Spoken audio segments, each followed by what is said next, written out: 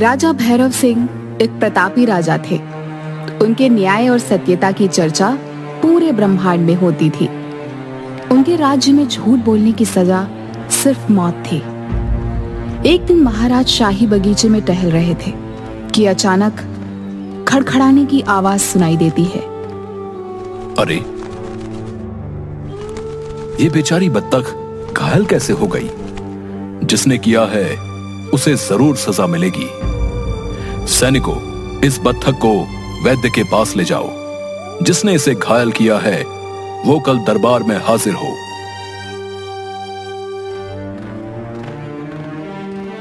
पिताजी, देखो मुझे क्या मिला है। एक सैनिक की तलवार। मैंने अभी इससे एक बत्तख का शिकार भी किया। ओह, तो वो तुम थे बेटे। ये एक सैनिक की तलवार है, तुम्हारे पास कैसे आई? पिताजी, मुझे ये तलवार अच्छी लगी तो मैंने ये ले ली। ये मेरा राज्य है, यहाँ का सब कुछ मेरा ही तो है। महाराज, मैं अपनी तलवार के खो जाने की सूचना देने आया हूँ। मेरे बेटे ने बिना तुम्हारी अनुमति के तलवार उठाई है। कल दरबार में न्याय होगा।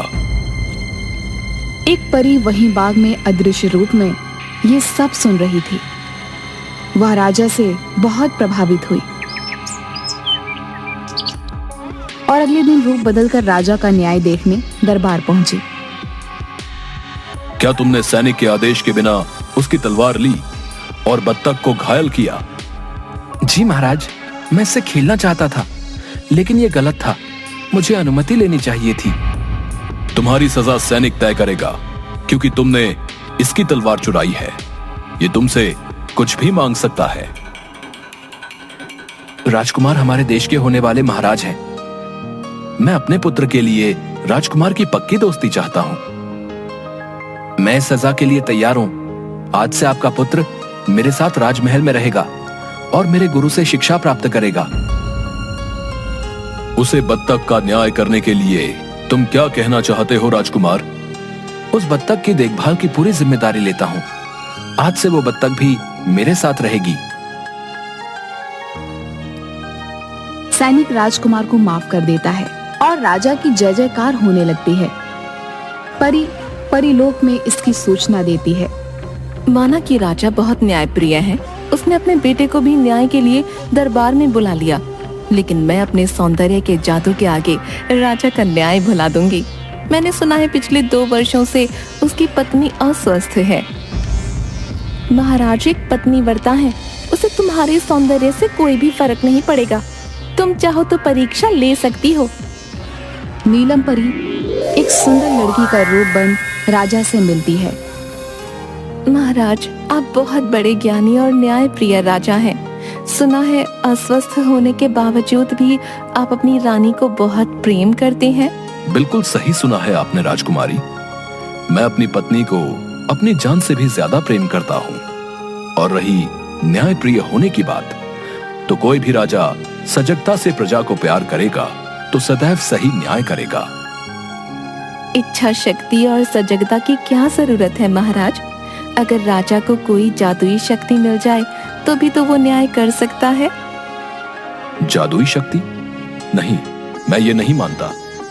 न्याय के लिए किसी भी राजा का प्रजा के साथ प्रेम पूर्ण संबंध होना और सच्ची इच्छा शक्ति की जरूरत होती है। सचमुच महाराज, आप अपनी बातों पर दृढ़ रहने वाले हैं और किसी भी बात को बिना जाने नहीं मानते। मैं आपसे बहुत प्रभावित हूँ और मैं आपसे विवाह करना चाहती हूँ। तुम असीम सुंदरी हो, लेकिन मैं पहले से ही विवाहित हूँ और अपनी पत्नी को बहुत प्रेम करता हूँ। अपनी पत्नी को मृत्यु दंड दे दें। आपकी महारानी पिछले कई सालों से अस्वस्थ चल रही हैं। आपको ऐसी महिला की क्या जरूरत? मेरे जैसी अपूर्व सुंदरी आपसे विवाह करना चाहती है। तुम्हारी जुबान कैंची की तरह चलती है, इसे संभालो, वरना तुम्हें अपनी जुबान से हाथ धोना पड़ेगा। तुम्हारी इतनी हिम्मत, तुम मुझसे मेरी प्रिय पत्नी की हत्या करने को कहो। सैनिकों, पकड़ लो इसे और कैद कर दो। राजा की बात सुनते ही परी गायब हो जाती है। राजन, तुम मेरे रूप से तो नहीं हारे, पर हाँ, तुमने मेरी जुबान को कैंची कहा है ना? एक दिन मेरी कैंची से ही सही मैं तुम्हारी अकड़ को खत्म कर दूंगी। कुछ दिन बाद राजा प्रजा का हाल जानने एक गांव से गुजर रहा था कि एक किसान की झोपड़ी में जोर जोर से रोने की आवाज आ रही थी। उसने झोपड़ी का दरवाजा खटखटाया। अरे भाई, जरा बाहर आओ। तुम्हारे घर से रोने चिल्लाने की आवाज क्यों आ रही है? क्या कष्ट है? मैं तुम्हारे देश का राजा हूं।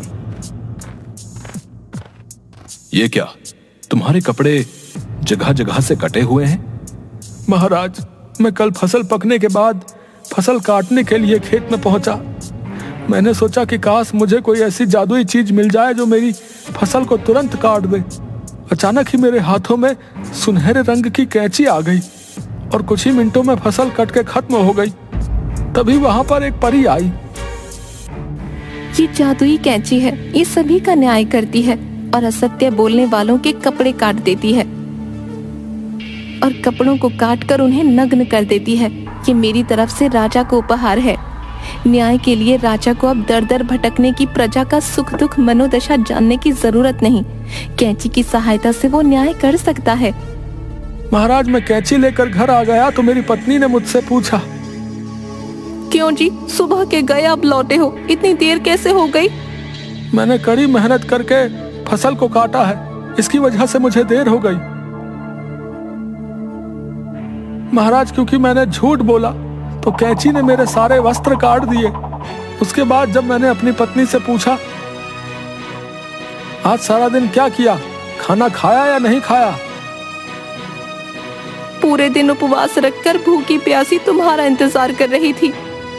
उसके ऐसा कहते ही कैंची ने उसके कपड़ों को भी काट दिया। और हम दोनों को यह समझ में आ गया कि हम दोनों ही एक दूसरे से झूठ बोल रहे थे। इसलिए कैंची ने हमारे सत्य को बाहर निकालने के लिए हमारे वस्त्रों को काट दिया। हम चाहते हैं कि आप इस कैंची को स्वीकार करें, ये न्याय करने में आपकी मदद करेगी। किसान की बात सुनकर राजा ने किसान से वह जादुई कैंची ले ली और राजमहल की तरफ चल पड़ा।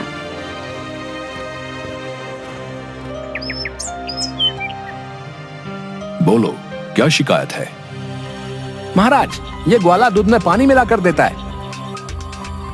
सच बताओ, क्या तुमने दूध में पानी मिलाया था? नहीं महाराज, मैं इतना पापी नहीं कि दूध में पानी मिलाऊं। ये व्यक्ति पूरी तरह से झूठ बोल रहा है।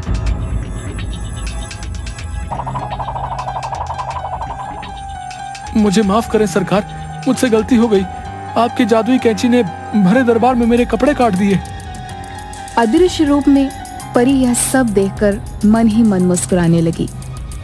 सब लोग राजा की जय जयकार करने लगे। इसी प्रकार अब रोज तरह तरह के मुकदमों का फैसला राजा कैंची की सहायता से लेने लगा। अब वह बिना सोचे समझे विचार किया मुकदमे के फैसले के लिए कैंची का मुंह देखता। महाराज, प्रजा का सत्य असत्य, सुख दुख और दर्द जानने के लिए हमें भ्रमण करना चाहिए। मंत्री, अब हमें इतना कष्ट करने की क्या जरूरत है? प्रजा का सुख दुख जानने से क्या लाभ? अब मेरी कैंची सबके लिए सही न्याय करती है, इसलिए सब स्वयं ही प्रसन्न होंगे। महाराज ने धीरे धीरे राजकाज में भाग लेना बिल्कुल ही बंद कर दिया। अब वह अपना ज्यादा समय आराम करने में और अय्याशी में बिताने लगा। सेनापति, हमारे महाराज को ये क्या हो गया है? अब वो राजकाज में बिल्कुल भी भाग नहीं लेते हैं और पूरे दिन आराम करते हैं। महामंत्री, दूसरे राजाओं को महाराज के आलस्य का पता चल गया है। वो हमारे राज्य पर युद्ध करने के लिए अपनी सेना को तैयार कर रहे हैं। हमें महाराज से बात करनी ही होगी। महाराज, अपनी सेना में नए सैनिकों की भर्ती करनी है। देश में कोई भी कर देने को तैयार नहीं है। राजकोष खाली होता जा रहा है। महाराज, पड़ोसी देश के राजाओं को भी हमारे देश की हालत का पता चल गया है और वो युद्ध करने के लिए तैयारी कर रहे हैं। मैं इतना बड़ा सत्यवादी और न्यायप्रिय राजा हूं, किसकी हिम्मत जो हम पर युद्ध करे? क्या तुम्हें पता नहीं, लोक परलोक हर जगह हमारे राज्य के न्याय का डंका बजा हुआ है। हमसे टकराने से तो देवता भी घबराते हैं।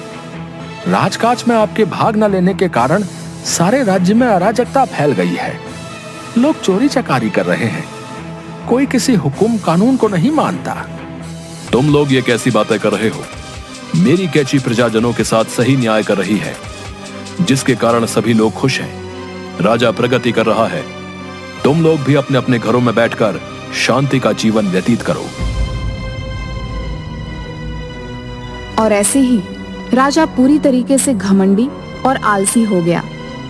वह रात दिन आराम करता, फिर कैंची की सहायता से अपराधियों को सजा देता। अब लेती हूँ इसकी परीक्षा, देखो क्या भी ये सही न्याय कर पाएगा। महाराज आपकी जय हो। मैंने आपके न्याय का बड़ा बखान सुना है, कृपया मुझे न्याय दीजिए। आपके राज्य के जंगल में इस राक्षस ने मेरे पंखों को पकड़कर तोड़ने की कोशिश की और यहाँ तक कि मेरी जादुई छड़ी भी छीन ली। मुझे न्याय से नहीं, बुद्धि से काम लेना होगा। अगर कैंची ने राक्षस के खिलाफ फैसला दिया तो राक्षस हमें हमारे राज्य के साथ खत्म कर सकता है। अभ्यास न होने के कारण हमारे सैनिक भी आलसी हो गए हैं। देखो परी, कल महल से बाहर मैदान में सभी लोगों के बीच मैं तुम्हारा और राक्षस का फैसला करूंगा। ठीक है राजन, मैं कल मैदान में जरूर उपस्थित हो जाऊंगी। आया बड़ा सत्यवादी, ये राक्षस मेरी ही माया है। अब इसकी सारी सच्चाई सबके सामने आ जाएगी। नीलम परी से टकराना आसान नहीं। सुनो राजन, यदि चाहते हो कि तुम्हारे राज्य में सब कुछ ठीक से चलता रहे तो कल के मुकदमे में मेरी जीत होनी चाहिए। हाँ।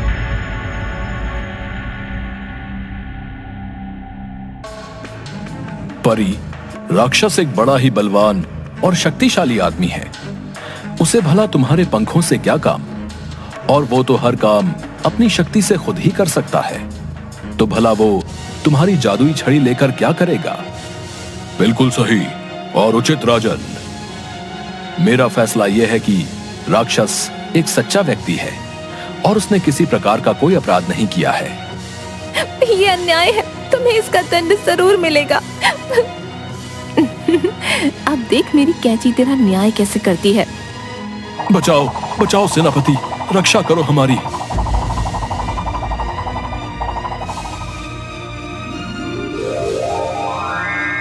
राजन, ये कैंची अब कभी नहीं रुकेगी। तुम्हें अपने आलस्य और नासमझी का फल जरूर मिलेगा। ये कैंची मेरी ही माया है। आज के बाद आप या इस गांव का कोई भी इंसान पूरे कपड़े नहीं पहन पाएगा। मुझसे बड़ी गलती हो गई, मुझे माफ करो। मुझे अपनी बुद्धि से न्याय करना चाहिए था। मेरी प्रजा को बचा लो। महाराज, मैं भी परी माँ की ही माया हूँ। परी माँ आपके सच और शक्ति की परीक्षा लेना चाहती थी। ठीक है, लेकिन आज के बाद तुमने अगर कभी किसी के साथ गलत किया तो देख लेना, उसका दंड मैं स्वयं तुमको दूंगी। इसके बाद परी ने अपनी जादुई छड़ी से राक्षस को राजा के राज्य में बहुत दूर भेज दिया और कैंची को लेकर हमेशा के लिए परी लोक वापस चली गई। इसके बाद राजा ने कभी न्याय के लिए किसी की सहायता नहीं ली और राज्य में फिर से अमन कायम हो गया।